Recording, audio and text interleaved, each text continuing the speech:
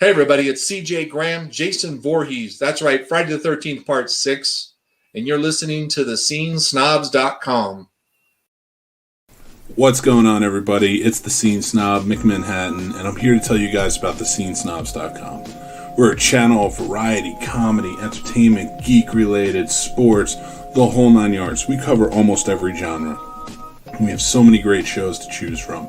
We have shows like the Scene Snobs Podcast, BTB Podcast, the Guapo Show, the Sports Snobs Podcast, the PVD Cast, Jeff Dwoskin presents Crossing the Streams, the Three Geeks Podcast, the Fandom Effect. We probably have the only Matlock-based podcast called Matt Talk, and we're introducing new shows all the time. We have new shows coming up like the Ear Hustling Podcast, Carpool Shenanigans, and of course, From Some Nobodies, Twitching Upstream, and Talking Upstream. So come on, check out thescenesnobs.com, enjoy it, and please leave feedback. Like, follow, subscribe us, and just let us know what you think. We love to have all the interaction. So I, again, am the Scene Snob McManhattan. Check out thescenesnobs.com. You can follow us anywhere on social media at The Scene Snob, and we will talk to you guys soon. Take care. This episode is brought to you by Kimball's Cookies, custom cookies for every occasion, and by Matthews Arcade, custom-built arcade games, and Kinesi Shoes. Feed the flame.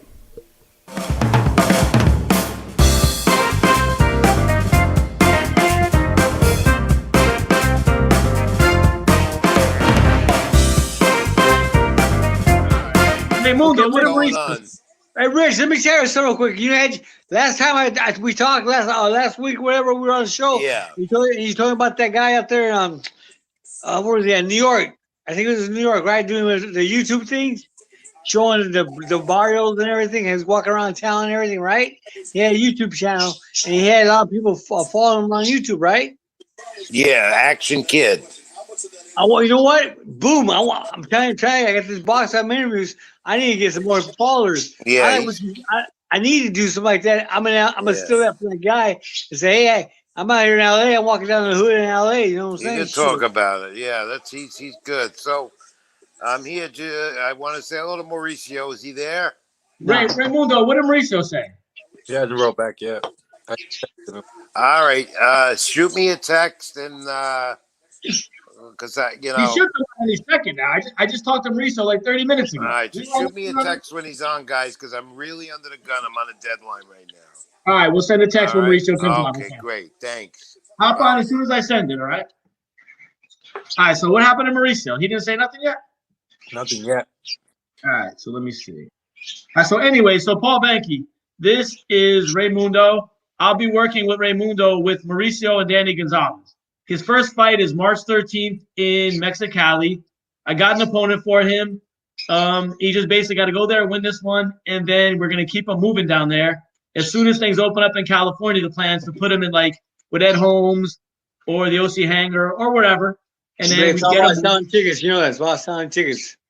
Yep, we told them that before. Or Mauricio got a connection with Thompson's. Hello, you know what I'm saying? Thompson right there too, Ken Thompson.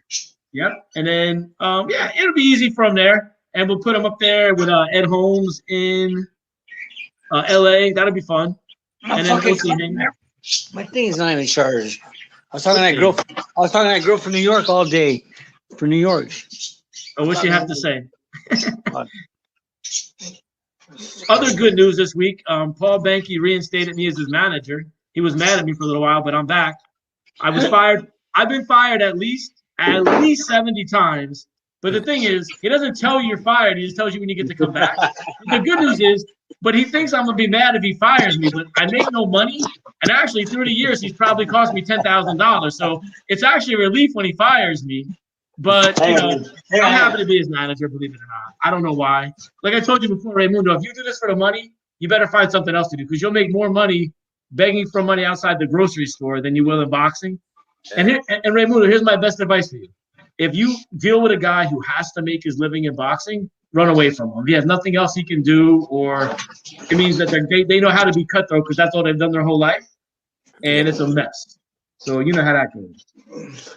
So, brother, let me ask you a question. So you got three pro fights. And how many amateur fights you have?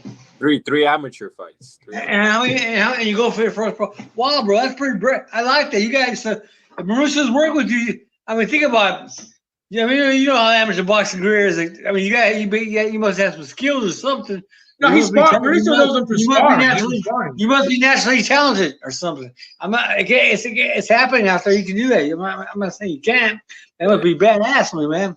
Mark McDowell is a good friend of mine. He's from Jersey City. Jersey City's only world champion. He was the IBF super middleweight world champion. Guess how many amateur bouts he had? Oh, Raymundo, guess. Was it 3? 0. Ah. He had 0. He went to the gym one day. Somebody he went to school with was messing with him. He didn't know they were a boxer. The guy's like, meet me at this gym if you're going to do something about a tough guy. He went there, and he beat the guy up. So all of a sudden, everybody comes around, and they want to sign him. He ended up working with, like, Emil Griffith. And, big names got impressed by the guy who had no fights. And next thing you know, he fought. He has the most fights in Madison Square Garden history since 1980. So, I mean, it don't matter. Yeah. So how old are you, my brother? How old are you? If you don't mind me asking. Yeah, 26. I'm sorry? 26. All right, right on. So you got fights on YouTube? You know what? I don't think they're up on YouTube. You don't want them up on YouTube. Because people know what to prepare for. They know everything. It never works out. It's all good. It's all good. Oh yeah, but you want some recognition, obviously. So you want some fights up, but at the same time, you don't want to give away too much. In the beginning, they're not going to know what to prepare for. So if you win like 5 or 6 fights in Mexico, you come here. You don't want the fights up on YouTube. Your first tough opponent here will know what to prepare for. Exactly. It goes both ways. Easy. Austin Trout just fought. Austin Trout, former world champion, just fought in Mexico too. He fought in Mexico just last week, right? A couple days ago, right? Yeah, I think he's fighting again real soon. He played the former world champion. He retired twice. He retired twice already. He's making a comeback, and he hadn't fought for like 6-7 months or whatever. He hadn't fought for a while. So what happened was he went to Mexico to get knock the cobwebs off, to get the W, get a win, which is a lot of fighters do, which ain't nothing wrong with that. Or try to build records up, but it's all good, I fought motherfuckers out here in California, like, damn, these motherfuckers out here ain't no joke out here, But, yeah. So Paul Banke, you won't believe this. His coach had the gym before you did, Against the Ropes. Not my gym. Jay, the one you had in Rialto. No, he had the gym before JC's gym. The one over there in Foothill, probably. Where was it, Raymundo? The one I had was my gym. The gym. It was JC. It was JC's involved with it, but it was a new gym. His coach probably had the one over there in Warzone. That's now Warzone, right? You know where Warzone's at, right? On Riverside Avenue. Yeah, it's Warzone. Yeah, now it's the Franco. Mike Franco got it. Franco got. They got 2. It's Al Franco's dad. He's out here in He's out there in Upland, and his son and Mike Frank is out there training guys out there. Yeah. I'm supposed to get an interview with Mike too. Michael, come on, Paul, come down. So, how are they doing? I haven't heard anything from the Franco family in a long time. Twitch is go back to school. He's doing good. He's for the Masters. You talk to him a lot? No, I haven't heard from them in a long time. Are they still on Facebook? I haven't seen them. Anything about them? No, on Instagram, Facebook. Yeah. Yeah, I looked them up the other day. And I just haven't heard from them. Like, it's just, I don't know them good at all. I talked to them once or twice only, but I always see the things they did. I wish you luck on your fight. So, were you a bagger or a boxer? For me? Yeah, I'm a counter puncher.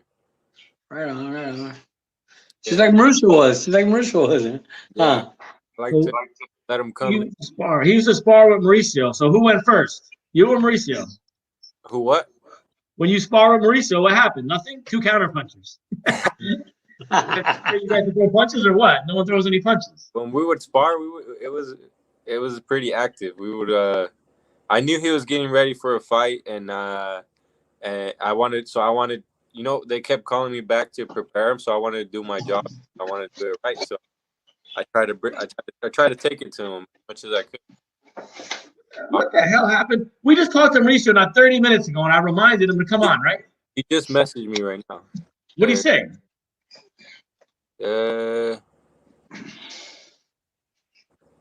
Okay. Somebody's calling him at 6:30 about a book that they're doing on him.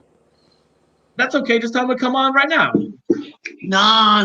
Let me take care of his book. Not 6:30 to call. Let him take care of his book. Michael, where you at? Where's Michael at? Where's Michael? Who? Mitch. Michael. What's his name? Mitch. Oh, Michael. Right? The producer guy, you mean? Michael, right? What's up, Paul? There he is. But you know what, Mike? Let me tell you, you got Mitch and you got Mike, right? No, Mick it's is just the like name fake on the names. shows. Mike What is is the it? real name. Mike is the real name. Mick is on the shows. Okay, Mick. Okay. Yeah. How you doing? Personality, come on, man. How you doing? You been all right? I'm doing all right, man. What do you say? Ray, what do you say? Just tell him to come on for a few minutes. It's okay, bro. If he's not, it's cool. We're cool. All right, whatever. I'm gonna tell him. Hold on. Yeah, just tell him to pop on for a few minutes, and then when he gets the call, just leave. So, what do you guys think about Leon Spinks passing away? Terrible news. Yeah, that's sad. He had a rough. I saw him at the Las Vegas Boxing Hall of Fame maybe like 4 or 5 years ago, and he looked bad. You know, Michael doesn't look it either. That's sad. Well, Leon, I was there a couple years ago. Went to his birthday. Me and my ex-girlfriend went to his birthday. She was dancing with him. I wish that she was, Paul, why did you videotape it? I couldn't videotape it because my phone died out. I was like, man, you know what I'm saying? That's what Jesse Vargas. Jesse was there. A lot of Kevin Kelly, a lot of world champions were there at the Leon's party. When was it? What do you say, Raymundo? Okay. Yeah, well, I messaged him. He hasn't wrote back to that message. No, it's cool, bro. It's all. It's okay. All right, let's see. We'll see. So, how you feeling about your first fight, man? Your first pro fight? I feel good about it, man. I was preparing long before I even got connected up here with John, so I feel good. Either way, the real nerves and all that stuff doesn't start hitting till like a week before, or week, 2 weeks before. But I feel good. I feel great. I feel like I'm in the best shape of my life. Right. You know what I mean? I'm just ready for a quick fight. I'm ready to get it over quick. Who else have you sparred with? We going 4 rounds, 6 rounds. What, first fight? What? 4. 4 rounds. Who have you sparred with anybody else other than Mauricio since you sparred with him? Oh yeah, like after sparring him. Yeah. Yeah, no, yeah. I've been sparring. I sparred with Victor Ortiz once. That's another big name. I got to go up to, where is that? Indio, with Joel Diaz and Tonio Diaz. Oh, he's over there now? Yeah, I got to go over there. He's not there anymore. Victor's not there anymore. No, Victor's running around. He's different places, right? Yeah, I think he's back at Knuckleheads Boxing. Where's that at? I don't know where that's at. I think in Kansas, where he's from. Oh yeah. Because I always see him wearing the hats and stuff. It must be that. Yeah. So I got to spar with him once, and I try to stay active out here. I have friends who box too, so whenever I anybody turn pro of those guys? No pros, no. Nah, so you'll be the first of your friends. I'll be the first. Nice, man. Congratulations. Yeah. That's good. Yeah, just keep running. Do what you gotta do until a couple of weeks down for a fight, right? 2.5 weeks, right? So what's today? 3 weeks. 3 weeks for a fight. No, he's got a month. He's got a month and a couple of 5 days. The Thursday. Yeah, I'm taking off to the fight. I'll be at a fight the 13th in Texas only. I'll be at the Texas fight. Oh yeah. What's the day? What's the main event? Chocolatito. Chocolatito's the main event. That's about a month away. It's a month away. Yeah, so it's about a month away. Yeah. But you've been in the gym, right? I mean, you're not coming off the couch. You're in shape. So. Oh yeah. Yeah, I'm not really concerned. I mean, it's gonna be good though. Good time with this. Running, training, yeah, same. That's how I'm looking at it. I want to have a good time, enjoy the moment. That's right. Only get to go in there for the first time, one time. So, how about in your family? Like, you have boxers in your family? You know what? I've heard from family members that your great grandpa or your uncle on this side, but nobody that I know personally. From what I know, I'm the first one. What made you start? Like, what made you go to the gym for the first time? Just in me, man. No, I come from a Mexican family, so it was always boxing. Whenever there was big fights, it was boxing. I fell in love with it from watching it. I fell in love with the way that people talked about boxers like they were superhuman. I fell in love with Who were your favorites growing up? Like, who were your boxing heroes? I mean, the first boxer I ever really heard about was Muhammad Ali. I remember my older brother talking to me about Muhammad Ali. So I wanted to be like him, fast, flashy, move my feet like him. My brother hyped him up so much to me, so that caught my attention.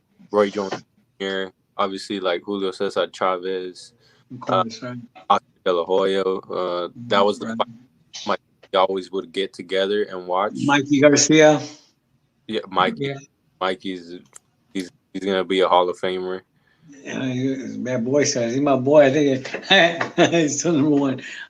Yeah, man. So that's what really got me into it, man. Just all that, and when I first went to the gym, it's always felt natural to me. It's always felt like where I'm supposed to be, what I'm supposed to do. Even now at 26, even though I didn't take advantage of of my early 20s, I still feel like it's just this is what I'm supposed to do. So if you get a lot of sparring and do what you're doing, okay, sorry. Hey, John, so let me ask you a question. I've been nosing, none of my business, but how'd you guys hook up like that? Because he's jumping, he's going pro, he's going to go pro, he got 3 fights, and how'd you jump in? So now you can manage him or what? You're managing him right now? Mauricio reached out to me just randomly, and he said to talk to him. He has a guy that he used to spar with, and he's good. Maybe we'll see what we can do. So I talked to him. And I'm getting really picky. Paul Banke will tell you this: if you manage you can tell pretty quick if you're going to enjoy managing somebody or not. Paul knows. You can work with somebody you don't want to work with. It's like torture. Right. So I talked to him. I heard nothing but good things about him. And you just want to help the people who appreciate it, not the people who, like, after 3 fights they think they should be fighting at Madison Square Garden. It's not realistic. Mm-hmm. And then I'm glad he just told me too, there's no boxers in the family. You tell me like your 2 brothers were pros and this and that. It's an impossible situation. It's like, I could do it better than this guy. And then you just want nothing to do it. After a while, you're burnt out. I've had fighters I just couldn't deal with. And it's funny too, because I got, and anybody in the boxing world will tell you, it only gets worse. If you can't deal with them in the beginning, don't think it's going to get better. And there's definitely a bunch of people you don't want to work with. It's just the way it goes. And it's not even their fault. They've been brought up, they get worshipped by everybody at the gym. They're like the sheriff at their gym. And it's not their fault because they're used to being treated a certain way. But, once you start again in the pros, you got to pay your dues a little bit and get there. It's amazing. Paul will tell you this, like the amateur career goes out the window once you turn pro. And Mauricio was telling us before we were talking to him, you might have a guy that had 200 amateur bouts. It just doesn't work in the pros for whatever reason. And nobody can predict that. You can't predict it. It's impossible. I mean, it's impossible. You know what you said? What did you say? Goddamn, I forgot what I was going to say. You say you came from a Mexican family. They like to, and you talk about boxing. Well, I came from a Mexican family too. The only fights I saw was my tío and tía fighting everything. There was no boxing in our family, but I saw, we saw my tío and tía were fighting. I said, "Dad, that's boxing." So what made you guys stop, Paul? What made you guys wait a minute. So for you saying that you got no fight stuff, but me, John, and yesterday we were talking to his girlfriend who's involved with Head Camacho Jr. And she's my friend. The one I was talking right now with New York. Me, John, she sent me videos of her, this guy so and so, and he fought on ESPN or some shit fight. She said to me, John, the video. Me and John are watching it, and me and John talked to each other after we're done with her. This guy can't fight with this shit. But we didn't want to tell her that in her face. You know what I'm saying? Because you don't want to disrespect her. I want to be cool. I'm not trying to get in them, but I'm trying to be cool with her. You know what I'm saying? But after the next day, an hour later, John, that guy can't fight shit. No. But when Mauricio said you could fight, I believe Mauricio said you could fight. You gotta understand that's Mauricio. Mauricio said you could fight. I believe in Mauricio. I believe you can fight. You know what I'm saying? Exactly. And he sparred when you first came. The girl said the guy could fight, but I don't believe it. But Mauricio said you can fight. I believe you can fight. You gotta fight. When you get someone who doesn't know anything about boxing and they say a guy can fight, it just means they're friends with the guy. Right. It means nothing else other than they know the guy, and he could be 2-11 for all you know, and they still think this guy's a great fighter. And they hear him after the fight went wrong today, and it's like, the promoter screwed me. This guy screwed me. I should have won the fight. The judges said he got bought. I mean, you know how it goes, Paul Banke. But it's funny too. I always think. I hope he gets on. I'm gonna say, where my interview at, boy? Where you get my interview? Probably get an interview with him. His wife said, "Come on." His wife's like, "Come on, Paul. Come on." What? She's like, "Come on, Vanessa, right? Vanessa." She goes, "Come on, Paul. Come on." She said, "Come to our house." I'll get the interview. She tagged me. She didn't respond back, man. I'll probably be in Sacramento. The world champions find a way to win. I was thinking about this. There's something that separates the guys. No matter whatever happens, Paul Banke was good enough to win a world title. And there's a million. There's guys like that. Those other guys with the excuses. There's something that they might be just as talented, but once you win a world title, it elevates you to something. There's a million guys with excuses, and their friends believe them. But the guys who actually did it, they don't need the excuses. That's a whole different level kind of thing. I hope I'm explaining it the right way. Yeah. But the guys. Go ahead. John. You know what I'm saying? So they find a way to do it. No matter what it takes, they find a way. They might have like 7 losses before they win a world title. It all goes out the window. The record doesn't mean a thing. They're a world champion. Like Freddie Pendleton had his record. He had 17 losses when he won a world title. 13, 14 losses. Right. And then this guy won a world title. Yeah, but you know what? Being a world champion, that guy was a tough fighter. He fought twice hard. He fought a lot of people, man. Awkward fighter, man. Good fighter, man. Very hard. It's hard to fight. Listen, so are you running? How many miles you running right now? I kind of test myself here and there. So I always do at least 3 to 4, but every now and then I just go off the handle. I go 7, 9. I like to actually enjoy running. So running has never been a problem for me. How long you been with your current coach? Since from day one, or you've changed coaches through the years? Oh yeah, when I started when I was 14. So when I was 14, I was at one gym, but I never had a real. They would do classes. Yeah. But I mean, it wasn't like a real coach like that until Coach Jacob. I got with Jacob. I think I was 17 years old. Oh, you've been together a long time, in 9 years. You've been you've been out of boxing, man. You've been out of doing that long, yeah. You know. Yeah. So you gotta go so in other words, what you're saying, when he paid attention to you and him 1-on-1, that's when you guys connected, right? You guys connect, right? Exactly. There's nothing like having a coach 1-on-1 who looks out for you, who's has your. You gotta feel comfortable. You gotta be comfortable. You're. I mean, at the end of the day, you look at it you can simplify it to the lowest level. You're basically fighting. You better be real comfortable with your whole team and have trust in each other, or it's going to be a rough road if you don't have faith in each other and everything else. It's going to be fun. It's going to be fun. Have fun with, like you said earlier. Have fun with it. Go with it. Do what you do best. Do what you do best. Bust your ass. Bust that fucking, every time you spar, bust that fucking nut. Do you know what I'm saying? Excuse my language, but bust your ass. Every fuck around there. Run everything. Hit the bags, everything. Bust your ass. The fight comes, boom, you're ready to shave. You know what I'm saying? You lose the, you want to be like that in the gym, and when you fight, you be ready. You feel me? You know what I'm talking about. You want to get that. I'm sorry, my bad. Right. We're used to it, but but Paul Banke. So, what do you got going on? With good stuff going on? I got nothing. I'm supposed to get some interviews, but shit, I probably in Sacramento with Tony Tiger Lopez, but then I didn't go down there, so I was gonna fly out there and fucking. Now I'm going. Why don't you just do it? Why don't you do it on video with him? I don't want to do video. I like 1-on-1. I go see him. I was 4 or 5 minutes. I was to go to Arizona, and then the tickets were like $150. Like first, it was like $139 back round trip. I said, I can do that. I'll go round trip back. I was gonna go that morning and come back that night. Cause I got my dogs there, bro. I can't. Who's gonna watch my dogs? And so I was like, man, so I can do that. My meet people there, eat about 4 or 5 minutes, train some kids out there, and then I did the airline ticket the next day later. It's like $250. Fuck $250 for one day. Now I ain't going down to $250. I'm poor Mexican. I can't do $250. Paul, that $11. You could have. I would have PayPal you $11 if we were gonna change your plans. You should have told me. So $139, you're good. $150, you're out. Paul, you gotta do something like this, man. You'll get more interviews that way. Yeah. What'd you say? What'd you say? So you gotta do something like this, like what we're doing now. You'll get more interviews that way. Let me tell you real quick. I done interviews with it. a couple on Zoom. One from Australia, world champion, 4-time world champion, Jeff Fennick from Australia. You know Jeff Fennick, a legend in boxing. And I did Paul Zan, who wrote my book from England, and who else I do? Scotty Olsen. There's 3 interviews. You know what? There were 20-minute interviews. I'll be straight up with you. I told you before. I had Oscar De La Hoya's people, everybody, 5, 6, 7 millionaires. They're telling me, Paul, time is very special, privilege. So have an interview for a long time with 20 minutes. People, it's hard. I love Mike Tyson. I love Mikey Garcia. I told Mike I went to Mikey's house. I went to Mike Garcia's house. I said, Mike, I love you, dog, but I'm not gonna do 20-minute interview. He said, I understand. We did 6, 7-minute interviews. Cool, man. He was like down with it. You get a lot out of it. You know what I'm saying? Short interviews. When I do a one-on-one, 10, 12-minute interviews. Zoom, it goes 20 minutes easy. Too long. You could do something like this, though, and you could do it for like 5 minutes. Then that person's off, and then you bring the next person on, and then it's like another 5 minutes. And then, like, you have it all there, and then you can edit it and just put it up on your on BoxFam. Wow. I like that. There you go. Gems.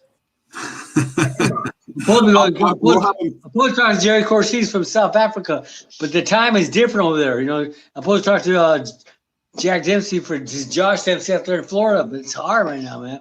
The time, but South Africa is different time over there. I can't catch the time, but I can't. It's hard. My thing is like straight up what it is. Like talk to the guy. You know, I do interviews now. I interview people. I try to get my feet wet. So it's hard, man. I want Mauricio. Where are they? Call Mauricio. Let me get him. I got his number. Call him up. I don't know what he's doing. Nah, this is ridiculous. Them already. What happened? They must have called him for the. Yeah, they probably called him already. Yeah. You don't want to get on. I know. You see, John. I know John and me. These are what you do. Oh, Raymundo, you were there like 30 minutes ago. I reminded him. He was like, "Yeah, I'll be on definitely." He sent me a text every time. He's like, every time after the thing is over, I'll get a text. Oh, this happened next week for sure. Hey, John. So how long you been doing? How long you do? How many times you do this? Every Monday you do this, John? Yeah, you're on every week. I was Every time you come on. Oh, last Monday I was on, yeah. But you do it every Monday? We didn't do it in a while. I mean, I haven't done it in a while, but we did it. Yeah, we Monday at 9 o'clock or 6 o'clock. I did like 3 or 4 times on it, yeah. But it's every Monday. I know it was every Monday you did.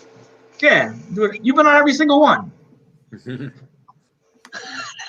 Was I?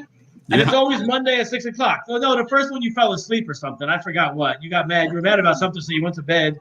And then as soon as it was over, you texted me. So you just didn't want to come on. And then you've been on all the rest of them. No, Mike, was he on the first one? Yeah, right? I think so, yeah. All right, so you were on all of them then. Yeah. You were on all of them. And then, yeah, pretty much. But so you're gonna fight. You're gonna fight the 13th. Do you have any idea who you're fighting the 13th? I already sent him a video of the guy. Yeah. All right. Yeah. So we'll be ready for that. And then also, what do you like? John signed a $10,000 contract to go pro. Please tell John. He's joking. So Ray, what do you like beside boxing? What are your hobbies other than boxing? Oh shoot. Not too much more. I mean, I'm a father, so that takes. You have a daughter, right? A daughter. She's 5. Oh, that's cool. She should go to kindergarten now or next year? No, hopefully next year. You know what? It's crazy because this whole Zoom thing. Yeah. So I didn't even want to do that. After, my wife started doing homeschool when she was like 3.5 or 4. Right on. We're just with that. She was working good. She's learning, so you know, if it ain't broke, don't fix it. But she does want to. She wants to go to school. You know, she sees we live down the street from one. She sees it. She's like, I want to go there. I want to. So hopefully they open back. There's no point in doing the whole Zoom. And not this year. It's too late now. It's already February. She might as well start fresh at the beginning of the school year. It's better. I'll be right back. So Ray, so you do work too at the same time? Yeah, I do. I actually do. I do boxing coaching training. All right, on. Yes, So, because you know what, I know back in the day, it's hard. I know a lot of these boxers these days, they gotta work. You know, it's hard for me. I mean, but if you're boxing training, it's a different story. But it's hard, right, to work and box and train, right? Hard. Well, that's why I feel like it aligned perfectly because I started my small business. What is the small business you got? The training? Yeah, the training. So I mean, I'm building up, you know. But What are you doing? You doing it like the garage or what? yeah, I go to my clients, I go to them, or they come to me. So Good. You know what? I'm being honest. I'm being honest. How many clients you have? If you don't mind me asking. oh yeah, of course. And, you know what? Go, but I got between like 15 and 20 people. Right on. You shit. You got more than I got. I had a couple of cops. I had an officer, but they're off. You know, I haven't trained them for a while. A couple of weeks now. I haven't trained, but I train here and there. You know, because of coronavirus, like you say, you want to be around close. You know, Yeah. but I was training cops. I was training different people, but now the coronavirus messed me up a bit more. You know what I'm saying? It's harder. Yeah. Yeah, no, for sure. But and you know what? I feel like it has messed with the business a little bit, but thankfully I'm able to stay afloat with it, and it gives me a lot more time. Right. It's not 5. I don't clock in for 8 hours. You know, I give my clients maybe 3 a day, and then it's all training and family, and you know, I like it that way. Oh, perfect. So are you certified? Are you a certified trainer? Nah, I just put up my pictures, my amateur fights, put my All right. Look at you. That's shit. you know what I mean? I done all that too. I ain't get no client. Listen, bro. I say certified because some of the gyms out there, you want me to be certified. You know that, right? I'm not. I told him I'm not certified. Anybody had 176 amateur fights, 29 pro fights, 12 country, 3 belts. I mean, but shit, I'm not certified. They don't care. They gotta be certified. Bullshit. Yeah, that's why I'm not working out of a gym. You know what? Like people don't care. They see your experience and they want to work. They don't care about. So do you mix cardio? Do you mix cardio in or box? These all boxing. No, I mix it in because I charge them per hour, and I can't. You know, people as much as they say they want to learn how to box, they don't. Yeah. 5 rounds of shadow boxing. Yeah. And, you know what I mean? They want to box. They don't want to learn how to box. They don't. No, but a lot of girls want to hit mitts and stuff. Yeah. Everyone's hitting mitts every day. And so, well, my shoulder be like sore, right? Exactly. Am I right? Because that's the key thing. Get the mitts. Oh my God, I'm tired of the mitts. Get the bag. I don't like the bag. Yeah, so I mix it different things. I try to make it different. Try to make it like fun. And you want to keep your clients. You don't want to lose them when they don't. It's impossible. Like they think they want to learn how to box, but they don't understand what it entails. Yeah. They don't know you actually got to you got to start with the feet. Then you just can't. If you go to a gym and you're hitting the mitts the first day, they didn't teach you how to box. Exactly. You're just hitting the mitts. But people think they're boxing. Let me ask you a question. So when you teach, do you have them spar against each other? No, because most of my people, it's not. I'm not training fighters. I'm training. No, I know this. I was training white collar workers too. Yeah. I was training housewives, and they're not fighters yet, but they want. The reason why I tell them, hey, why don't you put some gloves on, put your glove, put them out, please, put a headgear on, and we'll spar. But I don't want you guys banging. If you bang, I'm gonna stop it. I don't want nobody banging. Just get a little tap, and they get excited about that. The little sparring. You know, not nothing, but yeah, if you start banging, I don't want because you might spook, you might lose a client that way. I'm wrong. They're gone. You know what I'm saying? I've done where I throw on the headgear. Yeah, and that's what you do. You let them try to beat you to death, and they're not going to be able to hit you, or let them hit you a little bit so they feel good about themselves. So but you can't put 2 new people together. You put 2 new people. Just call 911 before they start throwing punches. They start. They will start trying, and they both think they're the toughest person that ever lived because they've never done it before, and they do it one time. And I'll tell you right now too, like if you have a gym like a boxing gym, if you look at the people who come, like if everyone started on January 1st, by the end of next year, if you have 100 people start, you'll have like 4 people left. Because they think it's going to be easier than it is. Like they think in 3 weeks they'll be Muhammad Ali, and in 3 weeks they can't even throw a jab and they quit or they go on to something else. It's crazy. Exactly. Hey, brother, listen, I'm gonna get ready to get out of here, but listen, bro, I wish you luck. Keep in touch with me. Tell me the show. Let me know what's up. I got box family. I got a lot of world champions. I got Victor Ortiz, Virgil Ortiz. I got Virgil Ortiz and Mike. I interview a lot of champions. World champion, Evander Holyfield, a lot of people. I also interviewed people that own gyms and stuff. So when you get your stuff, I'll share your stuff for you. You know, if you want. Yeah, you do like a shout out. You do an interview after your first pro bout. You come back, you do an interview with Paul Banke. Yep, and you get Mauricio's going to go with him, so you get both of them to look at how Mauricio can tell you how he looked and everything like that, and his coach. So listen, bro, I wish you luck again. Tell Mauricio said hi, give my love. John, love you, dog. Be good, bro. All right, Paul Banke. See you later. Hope you win, kick some ass, knock this motherfucker out. You know what I'm saying? Bang. Thank All you. right, Paul Banke. Thank you. How do you get off? How do you get off this? You got to put leave. How do you get off?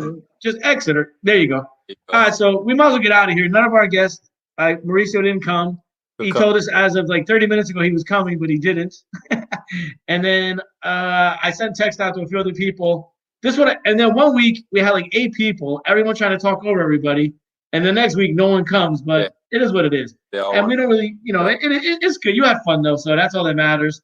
And then what I'll do is I'll share it on Facebook. It airs Thursday at 9 p.m. What I'll do is I'll air it, I'll tag you, and all your friends can watch. Cool. And then we'll make a nice announcement with you'll be starting your pro career, the team you have, and we'll get started. It'll be fun. You'll have fun with it. I promise you we'll get where you need to be, like we talked about. And then from there, everyone starts out, and everyone at some point, two good guys fighting. Someone's not going to win. Exactly. But you can't get discouraged if it doesn't go your way. We'll give you the best opportunity to succeed. And I promise you that's all you could ask for. And if you got somebody that's going to handle your career and they tell you otherwise, like, I promise you this, I promise you this much money, a world title, I would run away as quick as I could, because how could someone possibly promise you that?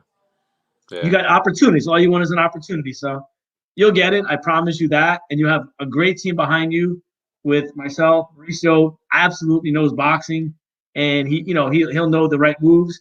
I'll forward him all your opponents, like I did this one. You'll see it, and then we make the right moves together. 3 heads are better than one always. Yeah. You don't want one person making all decisions. But thanks for coming on. We'll have you back on again whenever you want. You'll be one of the people I send the thing every day to, and like either no one comes or everybody comes, but we'll have you on. I'm gonna yell at one of my fighters. I sent him the thing today. He didn't come on at all, so he's in big trouble. So anyway, but thanks for coming on. Oh no, anytime. And as it gets closer, we'll do some good things with it, and we'll have Paul Banke interview after the fight, and it's all good for that. Okay. Good, John. Thanks for coming on. All right. Have a good one, man. And don't forget, get your federal ID through the State Athletic Commission. All right, and your passport. I'm on it. All right. Thank you so much. Peace. See you soon. Okay. And that's our show, everybody. Thanks for listening. I am Mick Manhattan, the Scene Snob. We always appreciate you guys tuning in and commenting along and everything else. Go check out this show or any of our other shows on thescenesnobs.com. thescenesnobs.com. We love you. You guys are awesome. And if you would like, follow and subscribe to our social media. That really helps us go a long way. And please spread the word. Tell your friends. Have them come in. We love feedback and everything else. So everybody, you have a great day. Again, thanks for listening. thescenesnobs.com. Take care, and I'll talk to you soon. Bye.